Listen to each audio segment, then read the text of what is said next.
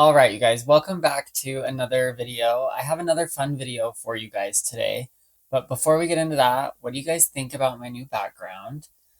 I feel like it kind of looks good. I kind of just wanted to have a place that you guys could see in the videos, but I could see as well that I could put my creations and things that I make. So let me know what you guys think. I've got Rilakkuma right there, and that's pretty important as well. And this box that I made right here, it scares me to open it, so I don't know if I'll ever open it and have it turned on, but I had some crazy stuff happen when I opened that box, so I haven't opened it and plugged it in since. So yeah, I'm superstitious like that, but that's me.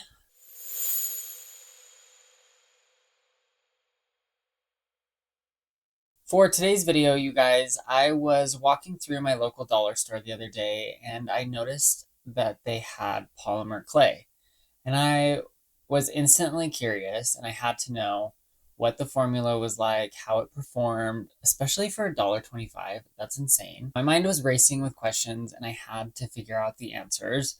And I thought it would make a fun video for you guys to see as well. Honestly, for a dollar store, let alone my small town dollar store, there was quite a decent selection of craft stuff and a decent amount of polymer clay to choose from. They definitely had enough for a person to get started and enough to make me curious. I got a pack of the primary colors, I got a pack of the browns, grays, and blacks, and then I got a pastel pack. I also got some needle tools, an acrylic stamp block, which I like to sculpt pieces on and use to roll out clay sometimes. When I got home and started to look a little bit closer at the packaging of the clay, I noticed that there were no instructions at all, which I feel like isn't very good if this is your first introduction to polymer clay or if you're a kid using it.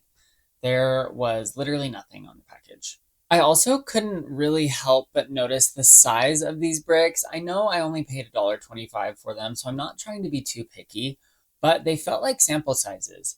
There really wasn't enough to do a full project with, and to me, they seemed like they were maybe a quarter of the size of like a normal brick. I don't know.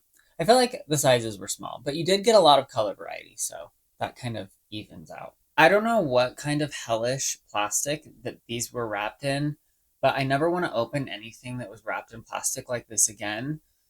It just like fell apart. It was brittle. It was a pain to open, but I had to open every single brick of clay. Even if I didn't plan on using it, I opened them all for some reason. But once I got the plastic off, I kind of noticed that it already seemed really interesting and not like polymer clay that I've ever used before. The texture of this clay was so sticky and so soft. And not the good kind of soft, like not sculpey soft. It felt like it was melting in my hands. It was really weird. As soon as I touched it, I could tell that I was not going to be a fan of this clay, but I still kept going. I decided with the pastel clays, I wanted to make a stack of little French macarons or macaroons. I don't know how you say it. I think it's macaron. When I was adding detail to the little macarons, it was really hard to maintain that detail. Every time I would rotate it to move on to the next section, my thumb would flatten out everything that I just did. So it was way too soft to hold any fine detail, really. I think I ended up with an okay product. I added some white little whipped cream dollops, but overall, I just wasn't a fan of how this clay was interacting with each other, how it was looking, and it was so soft and it kept picking up dust and really bad fingerprints. The colors were pretty, but that's about it. I also decided to make a cupcake and I mixed together some brown and some white clay. And I will say, because of how soft it is, the colors mixed together really fast and really well. So I will give it that. I feel like the cupcake did turn out pretty decent. For the frosting, I mixed the white clay with some Sculpey liquid clay and it actually worked pretty well. But I will say that the color, after it was baking wasn't very vibrant. It just was kind of lackluster, and I felt like it was missing something, and I really couldn't put my finger on it other than it just seemed pretty dull. If I'm gonna be honest, when I was done making these, I felt like a very bad artist. I was not having a good time, but I had to remind myself I only paid $1.25 for this clay, and to not be so annoying towards myself. I just was not impressed with this clay at all. It's just not a confidence building clay, and I don't see how this could be beneficial for beginners. I feel like it would just be more frustrating for beginners. Since the packaging gave me nothing as far as baking temperature or time, I just stuck with the standard 275 degrees for about 15 minutes, and that seemed to work. The pieces were cured technically. It was a really chalky, dry feeling clay towards the end. I have them actually right here. Let me grab them. Oh! That is a broken iPad. Okay, we just had an iPad mouth. Oh my god.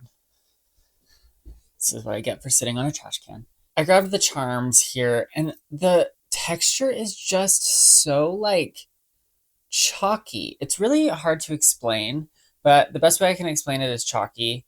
And there is really, on the tops of the macarons, there are bubbles. And I really don't ever have issues with bubbling with my clay, so I thought that was pretty annoying. But yeah, I just overall don't like the texture and consistency of the finished baked clay. The cupcake isn't that bad, I guess, but it's just not it. I ended up shading the top of the cupcake with chalk pastels, and it worked, but I couldn't get the color of the like cake part right, so it just, everything about this cupcake looks just a little dingy. I don't know. So yeah, not a fan. Also, when I opened the oven, the smell of this clay when it was being baked was so plasticky and so bad. Even my boyfriend was like, damn, that doesn't smell good. Okay, you guys, so overall, would I recommend this clay? Honestly, no. I would not recommend this clay to anybody. Maybe kids would be the only demographic I would really recommend this for, but it's just not worth $1.25, even with the color variety. I know that Walmart carries a brand of clay or a line of Sculpey clay called Bake Shop, and I know it's only like 99 cents. And I feel like you would get the same results with that or better. So I just am not a fan of this clay. If I had any tips for this clay, it would probably be just don't buy it. I just can't see anybody with intermediate or advanced skills, especially with polymer clay experience, enjoying this sticky situation. It just really is not good. I feel like I'm being a little bit harsh for something that I only paid $1.25 for, but you're selling it, I'm buying it, so I'm judging it. I feel like I would be lying if I said I enjoyed testing this clay. I did not, but I did enjoy filming this video for you guys and testing it so you guys didn't have to. Let me know in the comments if you guys have ever tried any polymer clay from the dollar store, or if you have a dollar store craft favorite. I'm curious to know. Thank you guys for watching this video. I hope you guys enjoyed it, and I hope you guys enjoy my new background. I know I said in one of my old videos that you would never see a microphone in my video like this, but I've come to find it's almost impossible to not have a microphone in your video. So I was talking shit and I didn't mean it. Anyways, I hope you guys enjoyed this video, and I have a lot of content planned, and I'm trying to get videos up every Monday for you guys. Thank you guys so much for watching, and I will see you guys in my next video.